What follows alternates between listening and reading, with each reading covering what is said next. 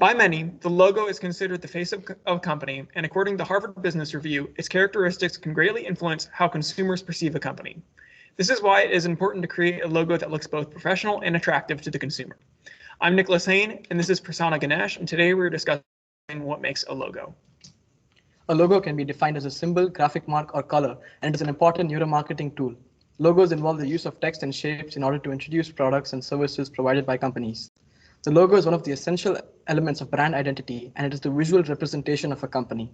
Our guiding research question was, has there been a significant change in logo design such as brightness, colorfulness, use of color, white space, and other features over time? The current Fortune 500 companies were obtained from Fortune.com, and the logos were obtained from an online logo encyclopedia, Logopedia. Python, in conjunction with OpenCV, a programming library for computer vision, was used to obtain values for the characteristics and the features of logos of Fortune 500 companies. The data were analyzed in Excel to track the possible trends over time using inferential statistics and data visualization. The first characteristic measured was brightness. Brightness of a logo was measured by converting the image to grayscale and taking an average of the pixel value across the logo, excluding the black or transparent parts of the image. This data was mapped in 5-year periods in the heat map below.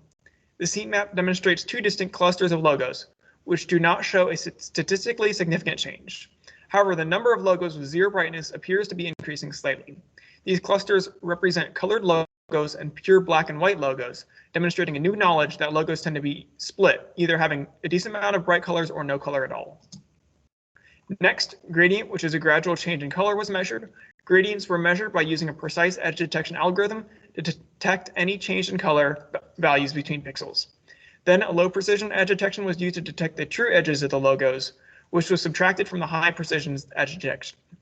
This left only the pixels where a gradual change in color occurred, as shown in the lower images. As shown by the graph on the right, logos tend to cluster around having no gradients, with only a few logos with gradients, especially high gradients. This demonstrates a new understanding that logos tend to have flat colors, which has shown no significant change over time. The next attribute we measured was colorfulness. Logo colorfulness was determined using a formula detailed in a paper written by David Hassler and Sabine Sastrunk. They had participants rank the colorfulness of an image on a scale from 1 to 7, and then found that this formula correlates to 95.3% of the data from the participants. The graph of our collected data shows that over time, the colorfulness of logos trended upward, meaning that more recent logos are more colorful. Next, we calculated the hue standard deviation for each logo. This gives an idea of the variation of colors within a logo. So logos that use a wider variety of colors will have a higher hue standard deviation. Then the graph in the bottom right shows the average hue standard deviation of logos by year. Although there has been an increase in hue standard deviation since the early 1900s, in recent years, hue standard deviation has not significantly changed. The next characteristic of logos we measured was the percentage of colors like red, green, cyan, and yellow, among others. A specific color was searched by instructing OpenCV to look for the color between a lower and upper bound with some sensitivity.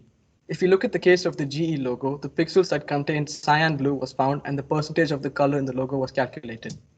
The most popular colors used by Fortune 500 companies across time in order are as follows: red, cyan blue, blue, cyan, yellow, orange, purple, green, pink, and magenta. Over the years, there has been a steady rise in colors like cyan and blue being used in logos. There has also been a consistent use of red colors in logos over the years.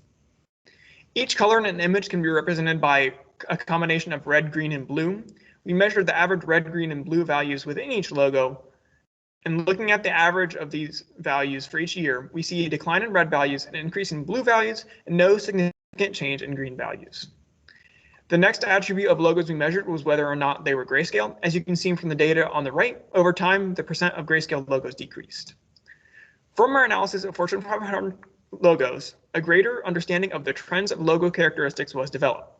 Also, a system to analyze additional logos, traits, or other images was developed, allowing the research to expand beyond this study.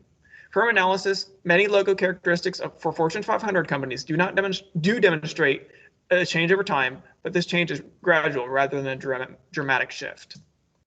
Future work in logo attribute tracking include expanding the logo analysis system to measure traits such as text and shapes, expanding the information for each logo.